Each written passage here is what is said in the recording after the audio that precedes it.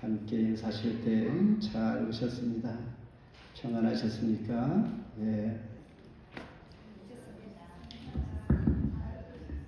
시원하죠? 오늘부터 에어컨이 가동이 되어서 참 좋습니다. 예배 중에 문을 닫아주시고 또한 우리가 시원하게 교제하고 말씀 가운데 그러나 말씀 안에서 성령의 은혜가 따뜻하게 역사가 일어나기를 원하면서 그를 돌려보내노니라는 제목으로 함께 은혜를 나누고자 합니다. 아마도 이 시간도 우리가 관심을 갖고 있는 부분이 있을 텐데 2026년 북중미 월드컵이 오늘 이 시간 스페인과 또한 아르헨티나의 결승전을 끝으로 48개국 대장정의 막을 내리게 됩니다. 이들 중 4강에서 좌절된 작으나 최고의 부자의 나라 스위스를 생각해 봅니다. 그리고 결승에 진출한 15세기 아메리카 대륙을 발견한 콜럼버스의 출신국 스페인도 생각해 봅니다.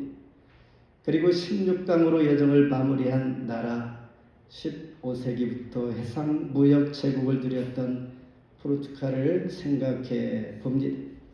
각각의 나름대로의 역사적 저력들이 그들 가운데 있다라는 것입니다. 이렇다면 국력이 곧 체력이요. 신앙인에게 있어서도 이런 모습이 없다고는 말할 수 없다라는 생각을 하면서 최악의 최고의 간증이란 말이 있습니다. 출애굽기 14장에 보면 출애굽한 이스라엘 백성들은 사면 초가의 상황을 맞이하게 됩니다. 뒤로는 애굽 군대의 추격을 받으면서 가로막힌 홍해 앞에서 그들은 과연 어떠한 반응을 보일까? 그들은 매우 두려워합니다. 그리고 한편으로는 그들이 후회를 합니다. 괜히 애굽에서 나왔다라는 생각을 합니다. 이때 지도자 모세는 하나님 앞에 간절히 기도합니다. 출애굽기 14장 15, 17절 보니 여호와께서 모세에게 이르시되 너는 어찌하여 내게 부르짖느냐? 이스라엘 자손에게 명령하여 앞으로 나아가게 하고 지팡이를 들고 손을 바다 위로 내밀어 그것이 갈라지게 하라 말씀하면서 이를 통하여 하나님께서 영광을 얻으리라. 애굽이 아닌 바다를 향해 가라라고 하나님은 모세를 통하여 이스라엘 백성들에게 명령한 하나님의 이 말씀은 최악의 상황이 곧 최고의 간증이 되게 하는 사건이다라는 것입니다. 오늘 본문에서도 그를 즉 오네시모를 돌려보내는 사건이 최고의 간증이 되는 것입니다. 화해자 바울, 종 오네시모 그리고 용서해야 할 자 빌레몬 그들을 통하여 그리스도의 은혜를 함께 배우는 시간 되기를 바랍니다. 먼저 이제는 너에게 유익함으로 11절이 함께 봉독합니다. 시작. 저가 전에는 너에게 무익하였으나 이제는 나와 너에게 유익함으로. 빌레몬서 헬라의 원어의 제목은 프로스 필레모나 즉 빌레몬에게라는 뜻입니다. 이처럼 사도 바울은 로마 감옥에서 에베소서, 빌립보서 그리고 골로새서를 포함하여 한 개인인 빌레몬에게 쓴 편지가 바로 빌레몬서입니다. 따라서 오늘 본문에서 세 명의 주인공이 등장합니다. 바울과 오네시모 그리고 빌레몬이 등장하는데 빌레몬이라는 사람은 골로새 교회의 유력한 지도자입니다. 그는 부유한 자이기 때문에 그의 집에서 가정교회로 예배를 드립니다. 그리고 사도 바울은 빌레몬을 전도하여 예수를 믿게 한 영적인 아버지입니다. 그리고 빌레몬의 종인 오네시모 문제는 그가 주인의 즉 돈을 훔쳐 골로새에서 그리스를 지나 로마까지 약 1800에서 2000km의 거리를 이렇게 멀리 가능한 한 멀리 도망친 것입니다. 얼마나 많은 돈을 훔쳤기에 목숨을 건 여정을 그가 감행했을까라는 것이죠. 그런 그를 화해자 바울은 빌레몬에게 다시 돌려보내면서 가족으로 보내주라, 받아주라라는 것입니다. 왜냐하면 오네시모가 이제는 나와 너에게 유익한 자가 되었기 때문입니다. 이 대목에서 더 자세히 보아야 할 것은 무능한 자에서 유능한 자로 변화가 아니라 무익한 자에서 유익한 자로 변화를 받았다라는 것입니다. 성경은 늘 강조하는 것이 무능하고 유능한 자가 아니라 무익하고 유익한 자에 대해서 언급을 많이 하고 있습니다. 고린도전서 10장 23절에 보면 모든 것이 가하나 모든 것이 유익한 것은 아니요 모든 것이 가하나 모든 것이 덕을 세우는 것도 아니다. 각 사람에게 성령을 나타내심은 유익하게 하려 하심이라. 그러니까 성경은 그 무엇보다 유익한 자가 되는 것이라는 것에 우리에게 강조하고 있습니다. 따라서 오네시모의 원래의 이름은 유즙소 유익이란 뜻입니다. 그런데 그가 이름값을 하지 못하고 살다가 이제 복음으로 완전히 새 사람이 되어 유익한 자가 자기 이름대로 이제 살게 되었다라는 것입니다. 사무엘상 30장에 보면 아멜렉 족속에 의해서 가족과 재산을 약탈당한 다윗 일행은 그들을 긴박하게 추격하는 중에 길가에 쓰러져 있던 한 애굽 청년을 발견하면서 그에게 떡과 물을 주며 그의 소재를 묻습니다. 그러니 나는 애굽 소년이요 아멜렉 사람의 종이더니 사흘 전에 병이 들매 주인이 나를 버렸으니. 이렇게 세상은 무익하면 버리는 법, 어울리지도 않을 뿐만 아니라 오히려 추방하기도 하는 세상 가운데 오늘 본문에서 하나님은 이렇게 말씀합니다. 마음에 하나님의 사랑과 복음을 내 마음속에 채우면 나는 유익한 사람이 된다라는 것이죠. 하나님께서 원하시고 기뻐하시고 쓸만한 하나님께서 기대하시는 유익한 자 복음으로 채워지면, 그래서 사도 바울은 오네시모의 화해자로서의 이제 중간에서 어떠한 역할을 하게 될까? 화해라는 말은 상태를 되돌려 놓는 것을 화해라고 말합니다. 다른 말로 무익한 자를 유익한 자가 되게 하는 그 역할을 하는 사람이 바로 사도 바울이요, 그는 화해제인 것이죠. 어떤 문제를 풀 때 우리는 대부분 그 문제에 초점을 맞춥니다. 그러나 그 문제를 풀기 쉽지 않게 되는데 성경에서 문제 푸는 방법은 화해, 즉 관계에 초점을 둡니다. 문제의 원인이 대부분 그 문제에 있지 않냐고 관계에 있다라는 것입니다. 따라서 그 관계를 다시 한번 돌아보고 어떠한 관계인가라는 것을 분석하고 그 관계를 다시 바로 할 때에 문제가 쉽게 해결될 수 있다라는 것이 바로 성경적인 문제 해결 방법입니다.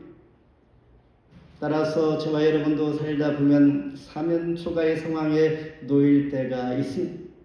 마치 홍해 앞에 놓인 상황처럼 말입니다.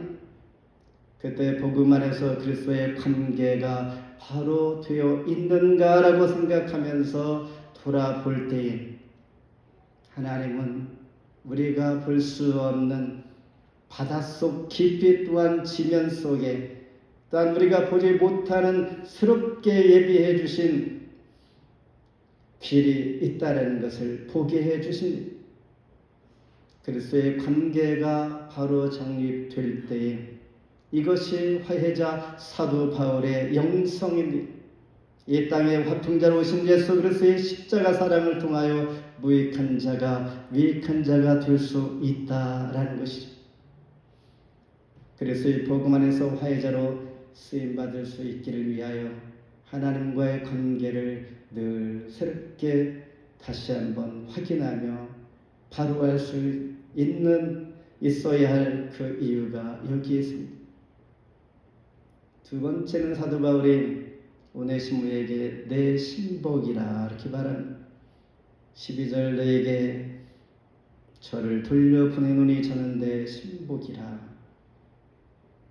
그는 이제 회개한 사람이다라는 것이, 회개한 그는 깨닫고 새로운 의지와 결단과 소망과 사랑과 생각과 말과 인간 관계가 모두 새로워진 사람이 되었습니다.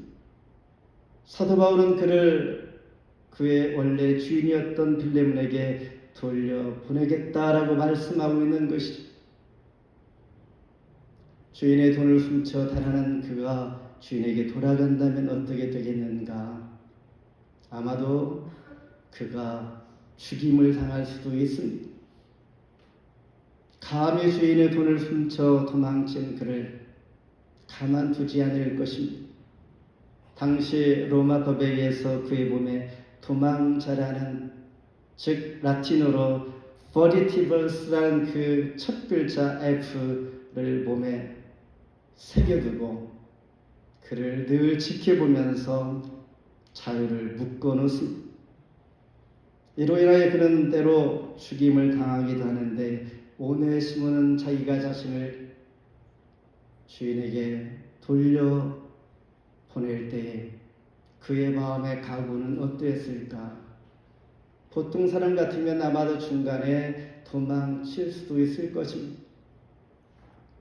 그런데 그는 죽음을 각오할지라도 그 생각을 갖지 않습니다. 사도의 말씀에 순종합니다. 회개한 사람이기 때문입니다. 그는 하나님을 더 귀히 여기기 때문입니다. 그리고 그는 하나님의 말씀대로 살고자 애쓰는 사람이기 때문입니다. 그렇다면 오네시모가 과연 사도 바울의 어떻게 신복이 되었을까? 신복이란 말은 나의 내장 또는 나의 심장이란 뜻입니다. 그러니까 사도 바울의 한 몸의 지체가 되었다라는 것이죠. 신복이 된 자의 세 가지 특징이 있는데, 그는 주인의 뜻을 늘 헤아리는 사람이 되어야 합니다. 그리고 주인의 뜻을 깨달아 아픔이 있을지라도 주인의 뜻을 쫓아 실천하는 사람, 그리고 자기의 소유가 있을지라도 이것은 내 것이라고 주장하지 않는 사람이 바로 신복인데, 바로 오네시모는 사도 바울의 그러한 사람인 것입니다. 어떻게 이것이 가능할까? 복음의 능력에 의해서 가능하다. 성령 하나님의 강력한 역사로 사람의 말이 아닌 하나님의 은혜를 입은 자의 그 은혜가 그를 그렇게 만들어 둔 것입니다. 요한복음 4장에 보면 사마리아 여인이 등장합니다. 그는 자신의 행복을 바꾸기 위해서 모든 상황을 새 것으로 바꾸고 또 바꾼 사람이 등장하게 됩니다. 그는 심지어 배우자를 5번이나 바꾸어 보았습니다. 그리고 지금 함께 있는 사람도 진짜 배우자가 아닌 것입니다. 그렇게 했을지라도 그는 진정한 행복을 느끼지 못합니다. 그리고 사람들의 눈을 피해서 한낮에 우물가로 찾아갈 때 다행히도 그곳에 계신 예수 그리스도를 만나게 됩니다. 예수님과 대화 중에 그는 자신의 변화를 체험하게 되면서 진정한 성경에서 말하는 새 것이 아닌 행복한 조건의 원리가 바로 이것이다라는 것을 깨닫게 됩니다. 오늘 본문 말씀처럼 오네시모가 곧 변화받아 바울의 신복이 된 것이 바로 이런 것이죠. 여기서 중요한 사실 하나를 놓쳐서는 안 됩니다. 하나님의 은혜로 신복이 되었지만은 사도 바울의 역할이 또한 있었던 것이죠. 10절에 보니 갇힌 중에서 낳은 아들 오네시모를 위하여 너에게 간구하노라. 갈라디아서 4장 19절에 나의 자녀들아 너희 속에 그리스도의 형상을 이루기까지 다시 너희를 위하여 해산하는 수고를 내가 한다라고 사도 바울은 말합니다. 오네시모가 새 사람 되기를 원하여 얼마나 기꺼이 수고와 헌신이 있었는지 사도 바울의 그 노력을 또한 잊지 않는 것이죠. 나의 주변에 하나님의 은혜와 나를 위한 기도와 헌신의 사람들이 있기에 내가 변화받고 또한 새로운 도전을 할 수 있다는 것입니다. 저와 여러분이 이런 은혜를 기대하면서 공동체의 신복자로 인정받는 자가 되기를 함께 힘써 노력해야 하는 것입니다. 마지막으로 사랑받는 형제다라고 말하고 있습니다. 16절 함께 봉독합니다. 시작. 이후로는 종과 같이 예배하고 종에서 뛰어나 곧 사랑받는 형제로 둘 자라. 내게 특별히 그러하거든 하물며 육신과 주 안에서 상관된 내게라. 저는 한 주간 휴가를 다녀왔습니다. 그래서 대신 본 것을 하나 소개하려 합니다. 최근에 많이 소개된 그러한 정보 아실 줄 압니다. 스페인의 바르셀로나의 사그라다 파밀리아 성당 1882년 한국이 이제 서구의 문호를 막 개방할 때에 이미 착공하여서 144년 만에 172.5m의 최고의 높이 성당을 완성합니다. 예수의 탑을 마지막으로 마무리하면서 이제 완공이 된 것인데 사그라다 파밀리아는 영어로 즉 성가족 홀리 패밀리 성당입니다. 그러니까 예수와 요셉과 마리아를 중심으로 가장 거룩한 가정을 생각하면서 이 성당을 설계하게 된 것이죠. 그분이 바로 안토니 가우디라는 사람입니다. 그는 어린 시절 극심한 르마티스로 고통을 받으면서 몸이 허약하여 자연 속에서 홀로 보내는 시간이 많았습니다. 그러다 보니 자연 속에서 영감을 얻게 됩니다. 그의 영감과 그의 훌륭한 탁월한 지혜는 에우세비 구엘이라는 백작을 만나면서 경제적 지원을 받고 전폭적인 신뢰를 바탕으로 위대한 건축가가 됩니다. 그는 사그라다 파밀리아, 그 구엘 공원, 카사 밀라 등 세계적인 걸작들을 탄생시킵니다. 그가 훌륭한 것은 그에게 철학이 있었던 것이죠. 그의 철학은 직선은 인간의 선입니다. 그리고 곡선은 하나님의 선으로 여겨 자연을 닮은 웅장하고 유기적인 곡선으로 하나님의 영광을 표현한 것입니다. 그러니 그 건물의 모든 구석구석 모든 부분들이 직선이 하나도 없습니다. 모두 곡선입니다. 자연의 영광을 그대로 빌려 그에게 철학으로 그는 표현한 것입니다. 이렇게 하나님의 은혜를 입은 자의 삶은 그 일평생을 이곳에 헌신적으로 다 바치게 할 만큼의 하나님의 은혜가 크다는 것을 볼 때에 오늘 사도 바울이 빌레몬에게 그의 종 오네시모를 사랑받는 형제로 받아줄 것을 당부할 때에 사회법이 또한 나라의 엄격한 규정이 있을지라도 불가능하겠는가라는 생각을 해보는 것이죠. 마태복음 18장에서 10만 달란트를 갚아준 즉 탕감받은 자가 소개가 됩니다. 10만 달란트가 지금 우리 돈으로 얼마일까요? 매일매일 노동자가 160만 년을 일해야 얻을 수 있는 돈입니다. 다시 말해서 인간의 힘으로 할 수 없는 엄청난 것을 탕감받았다라는 것이, 저와 여러분의 죄 가운데 헤어날 수 없는 그 상황에서 하나님의 이 큰 사랑을 받고 구속의 은혜를 입어 하나님의 자녀가 되었다라는 것입니다. 그런데 사람은 이상하게 이렇게 엄청난 은혜를 입었음에도 불구하고 100데나리온 100일 동안 일해서 모을 수 있는 돈을 빚진 친구를 그가 간절히 간구한, 조금만 참아주면 내가 갚을게 라고 하지만은 그를 뿌리치고 옥에 가둬뒀습니다. 이것이 인간의 모습인, 주인이 볼 때에 너무나 화가 나요 옥졸들에게 다 붙여서 그를 어떻게 하겠습니까? 마태복음 15장 50절에 하늘에 계신 내 아버지의 뜻대로 하는 자가 내 형제요 자매요 어머니니라 하시더라. 그러므로 용서는 오직 나의 죄를 속량해 주신 예수 그리스도의 믿음으로 가능한 것입니다.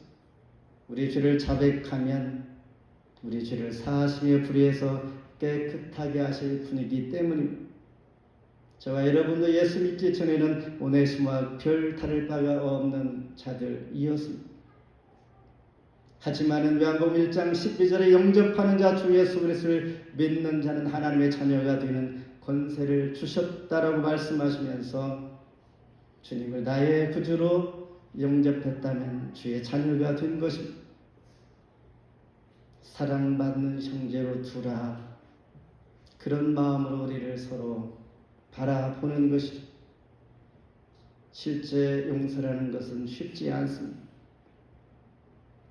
당시 로마법에 의해서 1000번 죽어 마땅한 도망자 노예.